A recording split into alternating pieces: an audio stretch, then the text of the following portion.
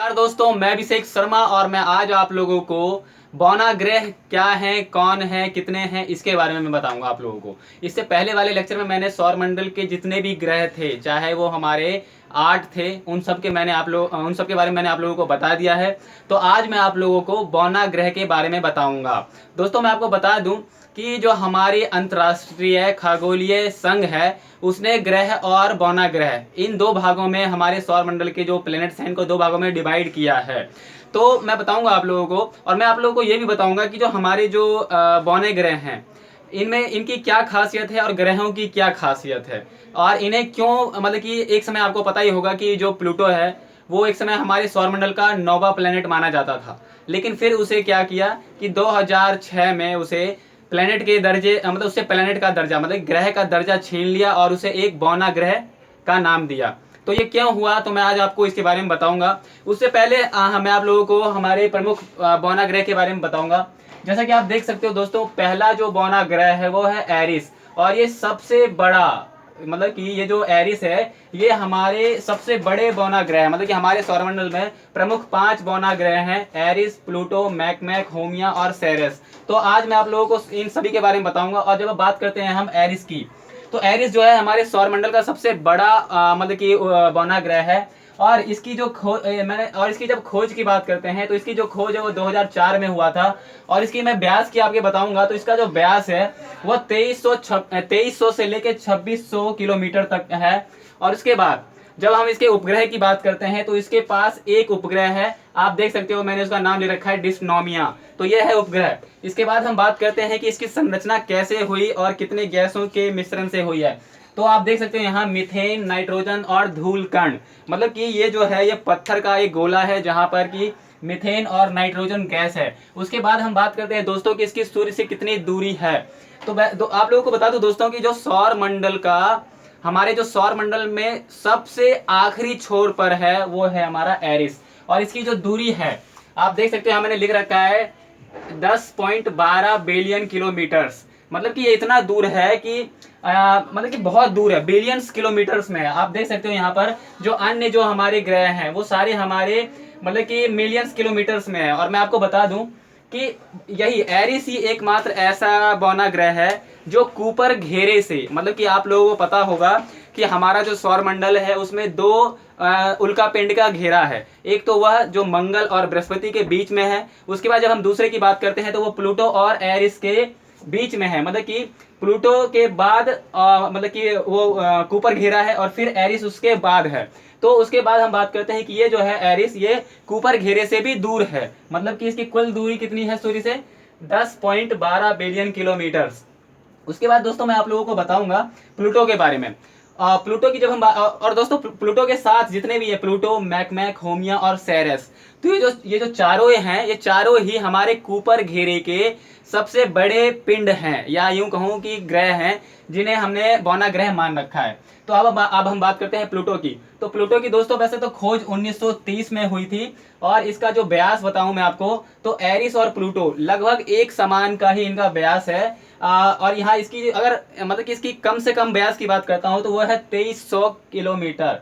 उसके बाद हम बात करते हैं कि इसके कितने उपग्रह हैं। तो दोस्तों मैं आपको बता दूंगा कि इसके प्रमुख 5 उपग्रह हैं। मैंने आप नाम लिख रखा है यहाँ: सैरन, निक्स, हाइड्रा, हाइड्रा के बाद है सिक्टस, उसके बाद है कार्बेरॉस। तो ये पांचों जो है ये इसके उपग्रह हैं और प्रमुख उपग्रह हैं इसके पांचों। उसके बाद हम बात करते हैं कि इसकी संरचना कैसे हुई है और किन किन गैसों से हुई है।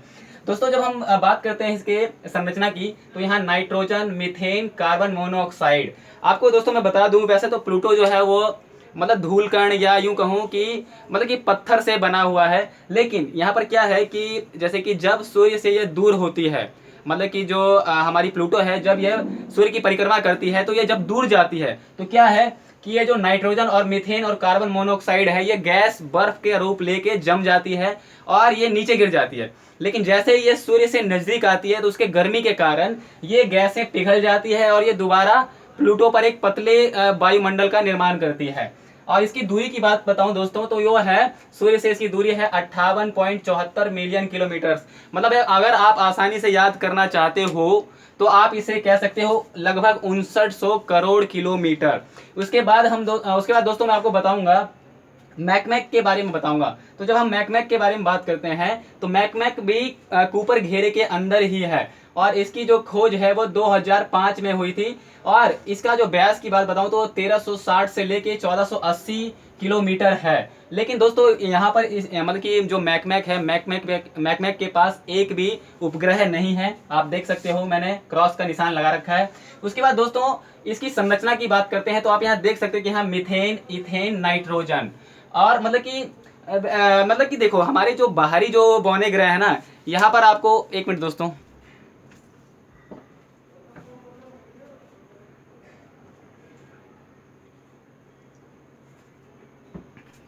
मतलब कि दोस्तों जो हाँ आपको मैं बता दूं कि जब हमारी जो बाहरी जो ग्रह हैं, मतलब या जो बौना ग्रह है, वहां पर क्या है, मीथेन, इथेन, नाइट्रोजन, इन सब गैसों की ज्यादा भरमार है। और आप यहां तक देख भी सकते हो कि जब हम बात करते हैं मैकमैक की, तो मैकमैक के संरचना में मीथेन, इथेन, नाइट्रोजन, मतलब इन तीनों से मिलकर बना है ये। और यहाँ पर भी सेम वही घटनाएं होती हैं, क्योंकि ना ये जो ग्रह, ये बौने ग्रह हैं, ये सारे सूर्य से बहुत दूर हैं। तो क्या है कि जब सूर्य से बहुत दूर होंगे तो यहाँ पर ये जो गैस है ये तरल अवस्था में नहीं है, ना ही गैसीय अवस्था में, बल्कि यह जमे हुए मतलब कि जमा हुआ है, ये बर्फ से जमा हुआ है। और जब ये सूर्य के नजदीक आता है तब ये पिघल के वायुमंडल में फैल जाती है। लेकिन जब ये सूर्य से दूर होता है तब ये बिल्कुल बर्फ का रूप लेकर उस पर एक सफेद पट्टी का रूप ले लेती है, मतलब कि बौने ग्रह पे।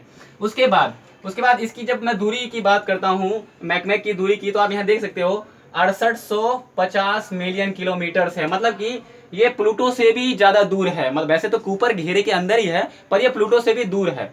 उसके बाद हम बात करते हैं होमिया की। दोस्तों यहाँ आपने देखा होगा एरिस, प्लूटो, मैकमैक और सेरेस या सीरीस। तो क्या है कि ये सारे गोल आकार के हैं। लेकिन आप जरा देखना होमिया, होमिया क्या है, इसकी आकार आप देख सकते हो थोड़ा पिचका हुआ है, मतलब कि वैसे ये मतलब पिचका हुआ, आप देख सकते हो इसके आकार को। तो दोस्तों इसके आकार की जब मैं आपको बात बताऊं ना, तो ऐसा साइंटिस्टों ने अनुमान लगाया है कि लगभग करोड़ वर्ष पहले कोई इसके साथ बहुत बड़ा टक्कर हुआ होगा, किसी उल्का पिंड के साथ इसकी बहुत बड़ी टक्कर हुई होगी, तो इसलिए ये पिचका हुआ है। और दूसरा मत ये है कि जो होमिया है ये अपने अक्ष पर बहुत ही तीव्र गति से घूमता है, और इस गति से घूमने के कारण इसकी जो मतलब कि आकार है क्या है, वो ऐसी हो, मतलब आप किसी भी चीज को आप ज्यादा तेज घुमाओगे और घूमते घूमते समय के साथ उसकी जो कहते हैं ना हवा से उसकी मतलब कि जो साइड के जो कण होते हैं वो टकरा के टूट फूट के अलग होने लग जाती हैं। तो इसलिए इसका जो आप देख सकते हो ये ऐसे घूम रहा है, मतलब ऐसे घूम रहा है, और ये बहुत तेज घूम रहा है। तो इसके तरफ के जो इधर के जो फूले भाग थे वो क्या टूटते हुए बिखर गए, और मतलब कि ये इसकी जो आकार है ये बराबर हो गई, मतलब एक तरह से बराबर सा होते गया, तो इसलिए इसका आकार पिचका हुआ है। और इसके बाद जब हम बात करते हैं होमिया की, तो आप देख सकते हो होमिया की खोज 2004 में हुई थी, और इसका जो व्यास है वो 1436 किलोमीटर है। और इसके पास दो उपग्रह हैं, आप देख सकते हो, हियाका और नामाका, ये दो उपग्रह हैं। उसके बाद बात करता हूं दोस्तों इसकी संरचना की, पानी, मीथेन और नाइट्रोजन। जी हाँ दोस्तों, पानी, मीथेन और नाइट्रोजन। लेकिन यहाँ ये है कि जो पानी है, मीथेन और नाइट्रोजन है, ये क्या है कि ये बर्फ की अवस्था में, मतलब ठोस अवस्था में जमी हुई है। तो ये हमें तरल अवस्था में नहीं बल्कि ये जमी हुई है, और इसकी संरचना जो है ऐसी ही है। उसके बाद इसकी सूर्य से दूरी की बात करते हैं तो 6452 मिलियन किलोमीटर है। मतलब कि प्लूटो से तो दूर है ही, लेकिन ये क्या है कि मैकमैक से थोड़ा कम दूर है, क्योंकि ये मैकमैक तो 6800 है और ये 6400। उसके बाद दोस्तों मैं बात करता हूँ सबसे आखिरी और सबसे छोटे बौने ग्रह की, तो यह है हमारा सीरीस या सेरेस। तो इसकी जब बात करते हैं तो इसकी खोज का तो अभी मैं एग्जैक्ट नहीं बता पाऊंगा। और इसके व्यास की बात बताता हूं तो ये लगभग 150 किलोमीटर है। और इसके उपग्रह, इसके पास भी उपग्रह एक भी नहीं है, क्रॉस का निशान देख सकते हो आप। अब इसकी संरचना की बात करते हैं तो यह बर्फ, पानी और पत्थर से मिली है। मतलब कि ऐसा माना जाता है, साइंटिस्टों ने सीरीज के बारे में कह रखा है कि जो सीरीज है क्या है कि सबसे उसके ऊपर वाले परत में तो बर्फ है, और सबसे केंद्र में उसकी क्या है कि पत्थर है, और पत्थर और बर्फ के बीच में क्या है, तरल अवस्था में बहुत विशाल जल का भंडार है, ऐसा साइंटिस्टों ने अनुमान लगाया है। और इसकी दूरी की बात करते हैं सूर्य से तो वो है 4137 मिलियन किलोमीटर। इसके बाद दोस्तों अब मैं आप लोगों को बताता हूं कि जो ये ग्रह है और बौना ग्रह क्या है, और वैज्ञानिकों ने इसे क्यों प्लूटो को अलग किया और अन्य ग्रहों को भी बौना ग्रह में क्यों डाला है। तो दोस्तों मैं आपको बता दूं, अगस्त 2006 में मतलब कि प्राग में एक अंतर्राष्ट्रीय खगोलीय संघ का बैठक हुआ था, जिसमें कि लगभग 75 देशों के 2500 वैज्ञानिकों ने इसमें इस सम्मेलन में भाग लिया था और इन्होंने ग्रहों की नई परिभाषाएं दी थी। कौन सी परिभाषाएं दी थी? तो मैंने पीछे ब्लैक बोर्ड पे लिख रखा है, आप देख सकते हो। यहाँ देखो दोस्तों, यहाँ पर इन्होंने सबसे पहले तो कहा कि किसी भी ग्रह के पास उसकी पर्याप्त गुरुत्वाकर्षण बल हो, पहला तो ये है।